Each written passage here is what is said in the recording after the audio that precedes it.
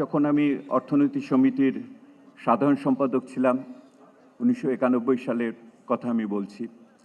তারপর যখন আমি ব্যাংক কমিশন রিফর্ম কমিশনের সদস্য ছিলাম, তখন আরেকবার WTOর প্রাক্কালে দোহা নেগোসিয়েশনের প্রাক্কালে দল নির্বাচনের সময় আরেকবার আলোচনার সুযোগ হয়েছিল।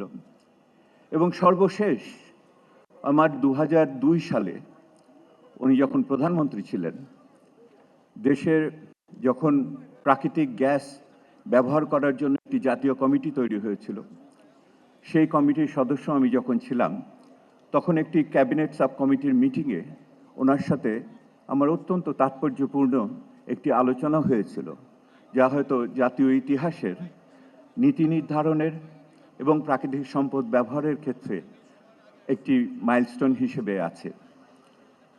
2003 সালে আপনাদের হয়তো মনে আছে, সে সময় বিদেশি তেল কোম্পানিগুলো বলছিল যে বাংলাদেশ তেলের উপর ভাসছে, খুব দ্রুত তেল আহরণ করে এটাকে ভারত এবং অন্যান্য দেশে রপ্তানি করা উচিত।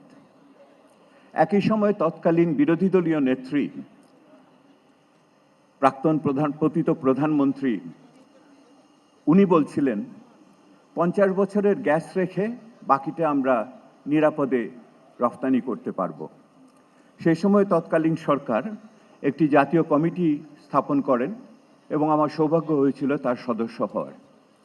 এই কমিটির রিপোর্ট যখন তৈরি হলো, তারপর একদিন উচ্চ পর্যায়ের ক্যাবিনেট সাব কমিটিতে, প্রধানমন্ত্রীর নেতৃত্বের সাব কমিটিতে আমাকে আহ্বান জানানো হলো যে আপনি আসেন, কমিটি প্রধানকে নিয়ে ব্রিফ করেন ক্যাবিনেটকে।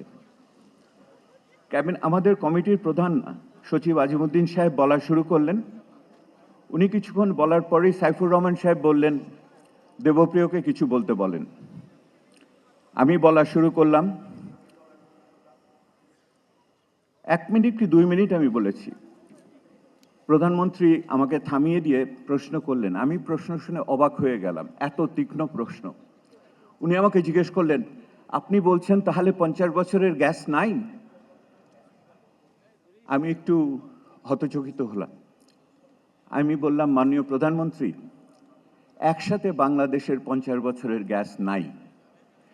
গ্যাস এটা ক্রমান্বয়ে আবিষ্কার হয়, ক্রমান্বয়ে পাওয়া যেতে পারে। 50 বছর হয়তো টিকতে পারবো, কিন্তু একসাথে 50 বছর নাই। উনি সাথে সাথে পরের প্রশ্ন দিলেন আমাকে, বললেন তাহলে গ্যাস পাওয়া যাবে কেমন করে? আমি বললাম, তাহলে গ্যাস আমাদের উত্তোলন করতে হবে, জাতীয় প্রতিষ্ঠান ব্যাপককে শক্তিশালী করতে হবে, অফশোরে এবং সমুদ্রের ভিতরে বিদেশিদের আনতে হবে জাতীয় স্বার্থকে রক্ষা রেখে। উনি সাথে সাথে প্রশ্ন দিলেন, এই যদি রপ্তানি করেন তাহলে আয় কত হবে? আমি সত্যি বললাম, আমি যে আয় খুব বেশি হবে না, এটা আমাদের যে রেমিটেন্স আয় তার 3 দিনের সমান। তখন সাইফুর রহমান সাহেব আবার কথা বললেন। উনি বললেন, এগুলি কোথা দিয়ে যাবে? গ্যাস পাইপলাইন কোথা দিয়ে হবে? আমি বললাম, গ্যাস পাইপলাইন আপনার কনস্টিটিউয়েন্সির ভিতর দিয়ে হবে, এবং এটা যেটা হবে এখানে অন্তর্ঘাত হওয়ার আশঙ্কা আছে, কারণ এখানে নিরাপত্তার বিষয় খুবই প্রকৃত বিষয়। উনি সাথে সাথে একটু পিছনে হাঁটলেন, নিজেদের ভিতরে কথা বললেন। ওই মুহূর্তে সিনিয়র মন্ত্রীরা যারা ছিলেন, মান্নান ভূঁইয়া সাহেব ছিলেন, আমাদের খন্দকার মোশাররফ হোসেন সাহেব ছিলেন, MK আনোয়ার ছিলেন, মান্নান ভূঁইয়া সাহেব ছিলেন, ওনারা সকলে একমত হলেন গ্যাস রপ্তানি করার সুযোগ নাই। বাংলাদেশের জাতীয় প্রাকৃতিক সম্পদ জাতীয়ভাবে আমাদের জ্বালানি নিরাপত্তার জন্য ওই মিটিংটি ছিল অত্যন্ত একটি নীতি নির্ধারণী মিটিং। আমার সৌভাগ্য হয়েছিল মাননীয় প্রধানমন্ত্রীর সাথে সেদিন ওই সিদ্ধান্তের অংশীদার হওয়ার জন্য।